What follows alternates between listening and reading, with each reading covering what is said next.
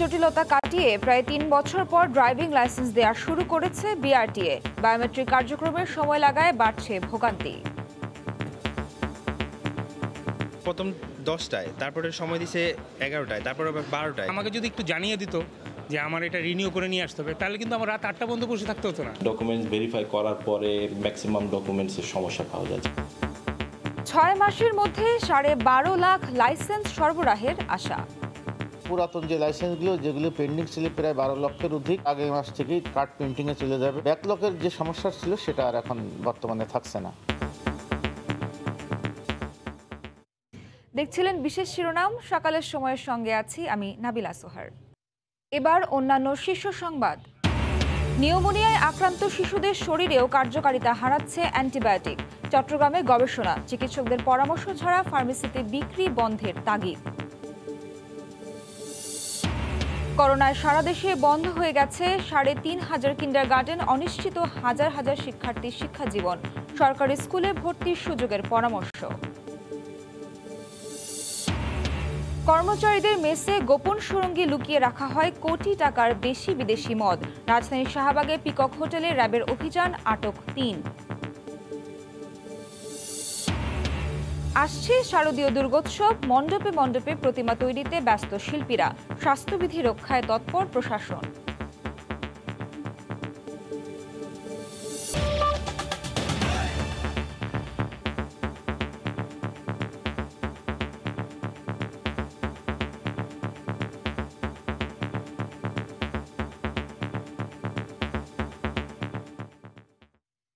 প্রায় 3 বছর পর ড্রাইভিং লাইসেন্স দেওয়া শুরু করেছে বাংলাদেশ সড়ক পরিবহন কর্তৃপক্ষ বিআরটিএ। পরীক্ষা দেওয়ার পরও যাদের লাইসেন্স নানা জটিলতায় আটকে ছিল তাদেরও বায়োমেট্রিক কার্যক্রম শুরু করছে মাদ্রাজ সিকিউরিটি প্রিন্টার্স। তবে সেবা প্রত্যাশীদের অভিযোগ, এ প্রক্রিয়ায় ঘন্টার পর ঘন্টা অপেক্ষা করতে হচ্ছে। এদিকে আটকে থাকা 12.5 লাখ লাইসেন্সের প্রিন্ট আগামী মাস থেকে শুরু করবে সেনাবাহিনী। খলিলুর রহমানের ক্যামেরায় সাদাত রহমাতুল্লাহর রিপোর্টে বিস্তারিত। কোন প্রতিষ্ঠান গ্রাহকের হাতে তুলে দিবে লাইসেন্স, সে চুক্তি নিয়ে আটকে ছিল বিআরটিএ। তবে দীর্ঘ প্রতীক্ষার পর সেই কাজ শুরু করেছে ভারতীয় প্রতিষ্ঠান মাদ্রাজ সিকিউরিটি প্রিন্টার্স। রাজধানীর পল্লবীতে প্রতিদিন গড়ে 1000 মানুষের বায়োমেট্রিক করছে প্রতিষ্ঠানটি। এই বায়োমেট্রিক দিতে গাজীপুর থেকে এ পর্যন্ত 3 দফায় রাজধানীর পল্লবীতে এসেছেন আবির হোসেন। তার মতো বিভিন্ন জেলা থেকে যারা এসেছেন তাদের সবারই অভিযোগ সময়ের দীর্ঘসূত্রিতা নিয়ে। প্রথম 10টায়, তারপরে সময় দিছে 11টায়, তারপরে আবার 12টায়। মনে করেন এই টেনশনে ভালো লাগে না। আজকে ফিঙ্গারটা হলে আমি টেনশনটা একটু হালকা হব। আমাকে যদি একটু জানিয়ে দিত যে আমার এটা রিনিউ করে নিয়ে আসতে হবে, তাহলে কিন্তু আমার রাত 8টা পর্যন্ত বসে থাকতে হতো না। বলে যে আমাদের সার্ভারের প্রবলেম, আমাদের এই প্রবলেম, আমাদের ওই প্রবলেম। তবে মাদ্রাজ প্রিন্টার্সের দাবি, ইতোমধ্যে সারা দেশে স্থাপন হয়ে গেছে 69টি বায়োমেট্রিক মেশিন। তবে জাতীয় পরিচয়পত্রের সাথে যাদের পাসপোর্টের তথ্যের মিল নেই, সেই সব গ্রাহকদের লাইসেন্স নিয়ে তৈরি হয়েছে জটিলতা। ডকুমেন্টস ভেরিফাই করার পরে ম্যাক্সিমাম ডকুমেন্টসের সমস্যা পাওয়া যায়, ঝামেলা পাওয়া যায়। তো তখন কি করতে হয়, ডকুমেন্টস ঠিক করে আনার জন্য তাদেরকে রিকোয়েস্ট করতে হয়। এনআইডিতে যদি ভুলও থাকে, দরকার হলে তাকে আমাকে রিকোয়েস্ট করতে হবে যে আপনি এনআইডিটা সংশোধন করে আসেন। বিআরটিএ বলছে আগামী অক্টোবর থেকে আটকে থাকা ড্রাইভিং লাইসেন্সের স্মার্ট কার্ড ছাপার কাজ শুরু করবে সেনাবাহিনীর বাংলাদেশ মেশিন টুলস ফ্যাক্টরি। আগামী 6 মাসের মধ্যে আটকে থাকা 12,45,000 ড্রাইভিং লাইসেন্স সরবরাহের কাজ শেষ করবে প্রতিষ্ঠানটি। পুরাতন যে লাইসেন্সগুলো যেগুলো পেন্ডিং ছিল প্রায় 12 লক্ষের অধিক, বাংলাদেশ সেনাবাহিনী ইতিমধ্যে কাজ শুরু করে দিয়েছে। আর আগামী মাস থেকেই কার্ড প্রিন্টিংয়ে চলে যাবে, অর্থাৎ যে ব্যাকলগের যে সমস্যা ছিল সেটা আর এখন বর্তমানে থাকছে না। বিআরটিএ টেন্ডার জটিলতায় দেশজুড়ে ড্রাইভিং লাইসেন্স প্রদান বন্ধ ছিল 2019 সালের আগস্ট থেকে। লাইসেন্স প্রাপ্তিতে বিআরটিএতে সাধারণ মানুষের দুর্ভোগ দীর্ঘদিনের। প্রায় 3 বছর পর আবারও লাইসেন্স সরবরাহ শুরু করলো বিআরটিএ। এই নিয়ে সাধারণ মানুষের মধ্যে যেমন স্বস্তি রয়েছে, তেমনি বিআরটিতে জমে থাকা প্রায় কয়েক লাখ লাইসেন্সে রয়েছে অস্বস্তি। তাই এই সমস্যার সমাধানে বিআরটিকে আরও জনবান্ধব হওয়ার আহ্বান সাধারণ মানুষের। সাদাত রহমতুল্লাহ, সময় সংবাদ, ঢাকা। চট্টগ্রামে আশঙ্কাজনকভাবে কার্যকারিতা হারিয়েছে অ্যান্টিবায়োটিক। শিশু ও তরুণদের ক্ষেত্রে সবচেয়ে বেশি। চট্টগ্রাম বিশ্ববিদ্যালয় এবং মা ও শিশু হাসপাতালের গবেষণা বলছে, প্রতি 4 জন নিউমোনিয়া আক্রান্ত পুরুষের মধ্যে 3 জনের ক্ষেত্রেই ছিল অকার্যকর। চিকিৎসকের পরামর্শ ছাড়া ফার্মেসিগুলোতে অ্যান্টিবায়োটিকের বিক্রি বন্ধে কঠোর হওয়ার তাগিদ দিয়েছেন বিশেষজ্ঞরা। বিস্তারিত জানাচ্ছেন পার্থপ্রতিম বিশ্বাস। 2018 থেকে 2020 সালে শুরু পর্যন্ত চট্টগ্রাম মা ও শিশু হাসপাতালে চিকিৎসা নিতে আসা 1000 নিউমোনিয়া রোগীর উপর এক গবেষণা চালিয়ে দেখা যায় 70% অ্যান্টিবায়োটিকের কার্যকারিতা হারিয়েছে। সবচেয়ে বেশি অকার্যকর দেখা গেছে নবজাতক, শিশু ও তরুণদের মধ্যে। প্রতি 4 জন নিউমোনিয়া আক্রান্ত পুরুষের মধ্যে 3 জনের ক্ষেত্রেই অ্যান্টিবায়োটিক ছিল অকার্যকর। 1000 রোগীর মধ্যে 9% শরীরে নিউমোনিয়ায় ব্যবহৃত কোনো অ্যান্টিবায়োটিকই কাজ করেনি। আবার নবজাতক ও শিশুদের ক্ষেত্রে 13% শরীরে কোনো অ্যান্টিবায়োটিক কাজ করেনি। হাসপাতালে ভর্তি হওয়া রোগীদের মধ্যে এ হার ছিল সবচেয়ে বেশি। মোস্ট অফ দ্য ডিজিজে আমাকে অ্যান্টিবায়োটিক খেতে হবে, তাহলে যেন তেন প্রকারে অ্যান্টিবায়োটিক খেলে অ্যান্টিবায়োটিক রেজিস্ট্যান্স যদি হয়ে যায় তাহলে তো আমার কোনো ট্রিটমেন্টের কোনো গাইডলাইনই আমার কোনো কাজ করবে না। চিকিৎসকের ব্যবস্থাপত্র ছাড়া ওষুধের দোকান থেকে কিনে ছোটখাটো রোগ সারাতে অ্যান্টিবায়োটিক গ্রহণ, ফার্মেসিগুলোর নিয়ম ছাড়াই ওষুধ বিক্রির কারণে অ্যান্টিবায়োটিক অকার্যকর হওয়ার ঘটনা ঘটছে বলে মনে করেন গবেষকরা। ফার্মেসিগুলোতে অবাধ অ্যান্টিবায়োটিক বিক্রি, এটি কিন্তু অ্যান্টিবায়োটিক রেজিস্ট্যান্স তৈরির পেছনে অন্যতম একটি দায়ী কারণ। আমরা মনে করি এখনই অ্যান্টিবায়োটিক রেজিস্ট্যান্সের বিরুদ্ধে কার্যকরী উদ্যোগ নিতে হবে। ব্যাকটেরিয়ার বিরুদ্ধে অ্যান্টিবায়োটিকের ওষুধের কার্যকারিতায় ব্যবহার ও অননুমোদিত বিক্রির বিরুদ্ধে সুনির্দিষ্ট কঠোর আইন প্রণয়ন করা জরুরি বলে মতামত বিশেষজ্ঞ চিকিৎসকের। আপনার জ্বর হলো, এই জ্বরটা তো অনেক কারণে হতে পারে। এটার কারণ শুধু যে ব্যাকটেরিয়া দ্বারা জ্বর হচ্ছে তাই না, এটা তো হচ্ছে ভাইরাস দ্বারা হতে পারে, এটা ম্যালেরিয়া হতে পারে, এটা অন্য কিছু হতে পারে যেখানে অ্যান্টিবায়োটিক কাজ করবে না। তো আপনি কী করছেন, আপনি অ্যান্টিবায়োটিক খেতে শুরু করে দিচ্ছেন। অ্যান্টিবায়োটিক খেতে শুরু করলে তখনই কী হচ্ছে, অ্যান্টিবায়োটিক কার্যকারিতা কমে যাচ্ছে। সরকারের একটা পলিসি করতে হবে, মানুষকে সচেতন করতে হবে, ফার্মেসিগুলোকে নিয়ন্ত্রণে আনতে হবে। গবেষণায় দেখা গেছে নগরীর আগ্রাবাদ, পাঁচলাইশ, হালিশহর ও বাকলি এলাকায় সবচেয়ে বেশি অ্যান্টিবায়োটিক অকার্যকর রোগী পাওয়া গেছে। পার্থপ্রতিম বিশ্বাস, সময় সংবাদ, চট্টগ্রাম। করোনা মহামারীতে সারা দেশে প্রায় ৩,৫০০ কিন্ডারগার্টেন বন্ধ হয়ে গেছে। এতে অনিশ্চিত হয়ে পড়েছে হাজার হাজার শিক্ষার্থীর শিক্ষাজীবন। শিক্ষাবিদরা বলছেন, সরকারি প্রাথমিক বিদ্যালয়ে ভর্তির সুযোগ দিয়ে এ সমস্যার সমাধান সম্ভব। এদিকে আবারও ঘুরে দাঁড়াতে সহজ শর্তে প্রণোদনা চায় কিন্ডারগার্টেন অ্যাসোসিয়েশন। পিঙ্কি আক্তারের রিপোর্ট।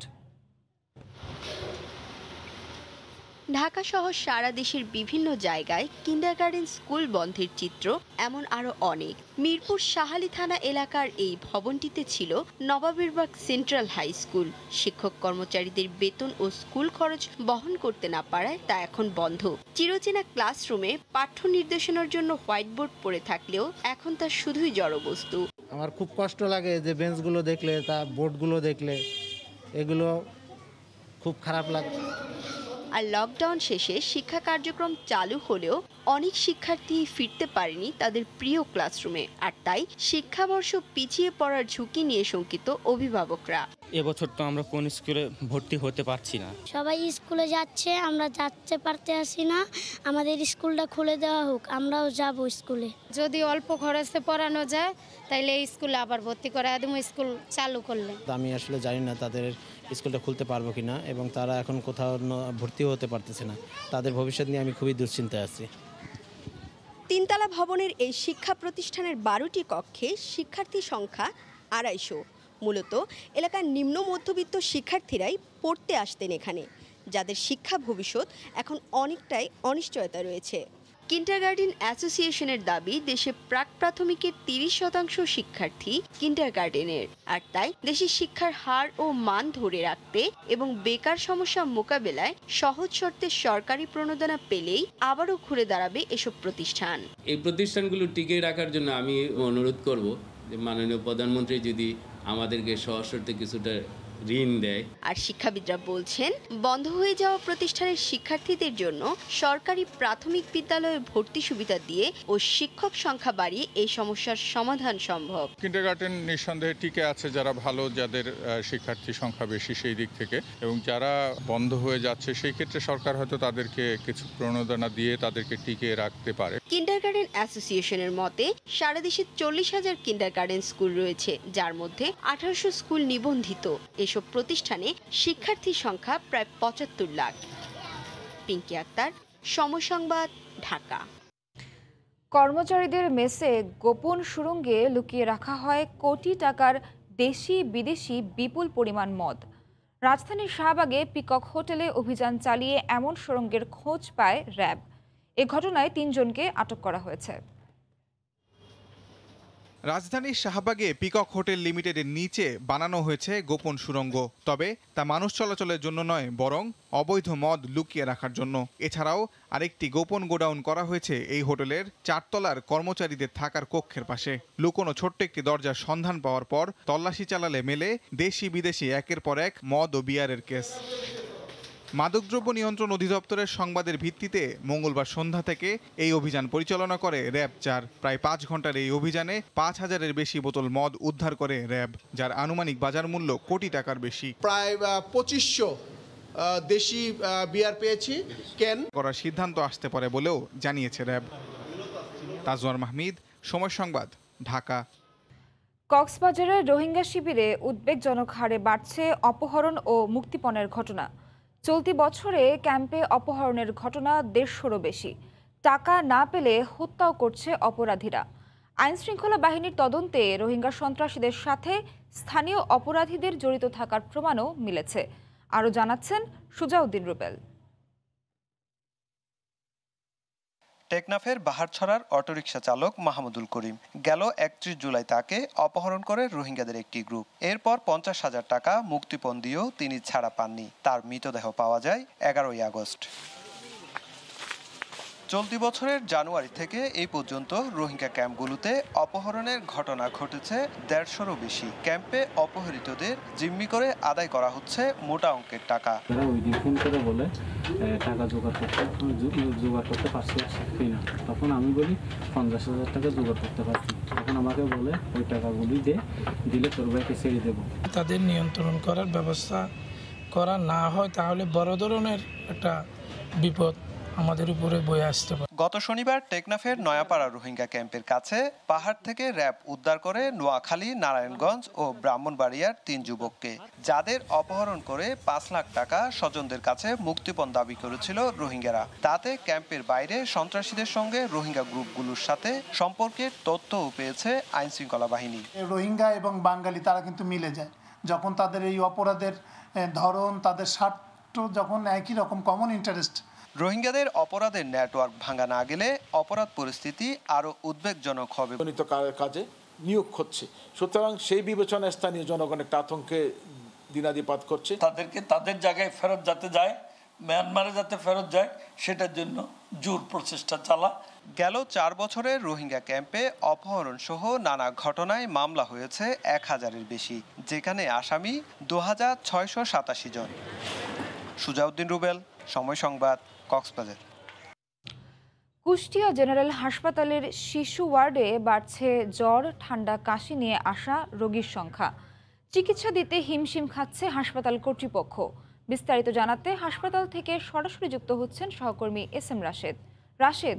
কুষ্টিয়া জেনারেল হাসপাতালে গত 24 ঘন্টায় শুধুমাত্র জ্বর, সর্দি, কাশি নিয়ে প্রায় 35টি শিশু ভর্তি হয়েছে এবং প্রতিনিয়ত কিন্তু কুষ্টিয়া জেলাতে জ্বর, সর্দি, কাশির যে রোগী এবং নিউমোনিয়ার উপসর্গ নিয়ে প্রতিটা রোগী কিন্তু এখন বিশেষ করে শিশু রোগীরা কুষ্টিয়া জেনারেল হাসপাতালে ভর্তি হচ্ছে এবং সবচেয়ে বড় বিষয় হচ্ছে যে অধিকাংশ রোগী কিন্তু মেঝেতে হাসপাতালের বারান্দায় চিকিৎসা নিচ্ছে এবং 28টি সিটের বিপরীতে এখন পর্যন্ত কুষ্টিয়া জেনারেল হাসপাতালে প্রায় 200 শিশু এখন ভর্তি হয়ে আছে, যারা অধিকাংশই কিন্তু নিউমোনিয়ার উপসর্গ, বিশেষ করে জ্বর, সর্দি এবং কাশি নিয়ে তারা এখানে চিকিৎসা নেওয়ার জন্য আসছে। তবে কুষ্টিয়া জেলা হাসপাতালে যে তত্ত্বাবধায়ক আছেন তিনি আমাদেরকে জানিয়েছেন যে মূলত কুষ্টিয়া ছাড়া কুষ্টিয়া, মেহেরপুর, চুয়াডাঙ্গা এবং পাবনার আংশিক অংশের অধিকাংশ রোগী কিন্তু চিকিৎসার জন্য কুষ্টিয়া জেনারেল হাসপাতালে আসে, যার কারণে কিন্তু এই জেনারেল হাসপাতালে যারা চিকিৎসক আছেন এবং যারা হাসপাতাল সংশ্লিষ্ট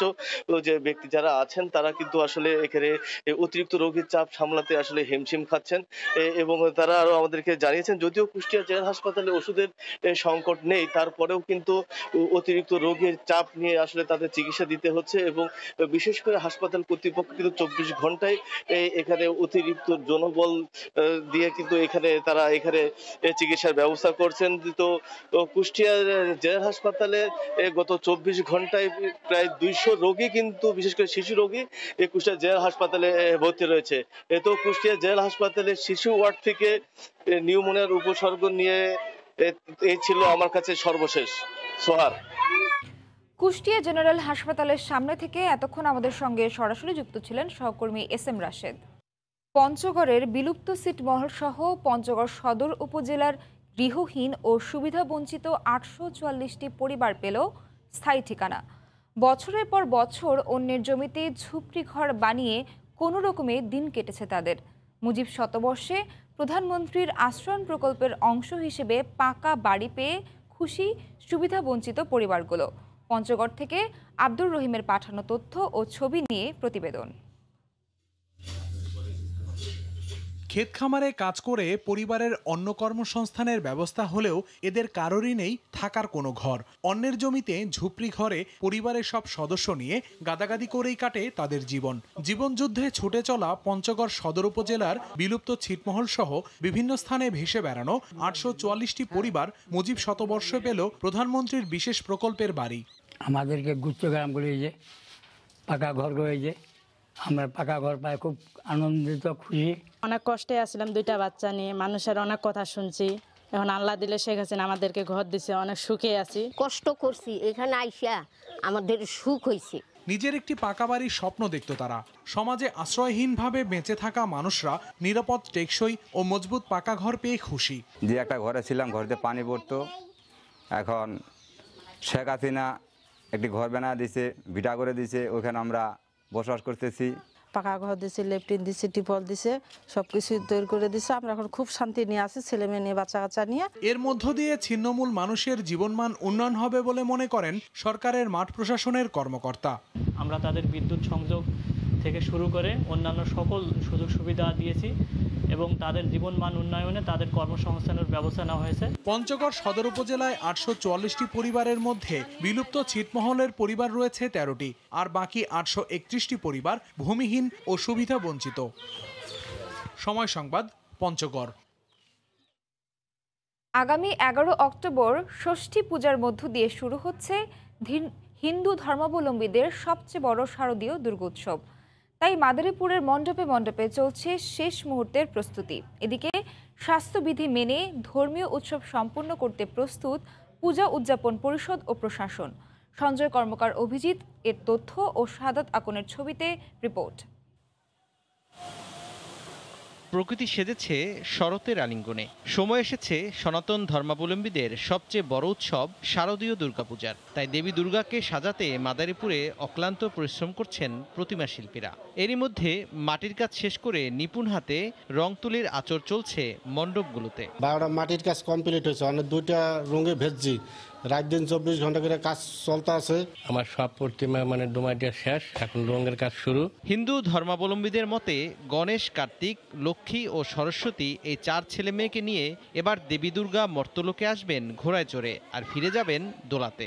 ভক্তদের প্রত্যাশা, দুর্গতিনাশিনী দেবী দুর্গা এবার পৃথিবী থেকে দূর করবেন মহামারী সহ সব ধরনের অপশক্তি। সারা বছর যেন আমরা ভালো থাকতে পারি, তোমার শ্রমে আমরা পূজা অর্চনা দিতে পারি, এই প্রত্যাশাই তোমার থাকবে। পুরো বাংলাদেশের মানুষ যেন সুখ শান্তিতে বসবাস করতে পারে, এই আমার মায়ের কাছে চাওয়া। নাড়ু মোয়া বানাই, মুড়ি চিরা ভাজি, এই অতীত বতীত আসলে যা নাকবে হইয়ে জোগাড় করি। আমরা সুস্বাস্থ্যের দিকে নজর রেখে মায়ের পূজা ধুমধামের সাথে করতে চাই।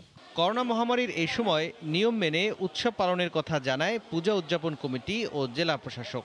স্বাস্থ্যবিধি মেনে আমরা পূজা করার জন্য সকল মন্দির কমিটিকে আমরা নির্দেশনা পাঠিয়েছি, সেই অনুযায়ী পূজা হবে। যেহেতু এখনো করোনার যে ইয়েটা আছে, সেই বিষয়টা গভর্নমেন্টের এখনো নিষেধাজ্ঞা, বিভিন্ন বিষয় নিষেধাজ্ঞা আছে, সেগুলো ফলো করেই আমরা অনুষ্ঠানগুলো আয়োজন করব। জেলায় 449টি মণ্ডপে অনুষ্ঠিত হবে শারদীয় দুর্গাপূজা। আগামী 15 অক্টোবর প্রতিমা বিসর্জনের মাধ্যমে শেষ হবে এই উৎসব। সময় সংবাদ, মাদারীপুর। দেখছেন সকালের সময়।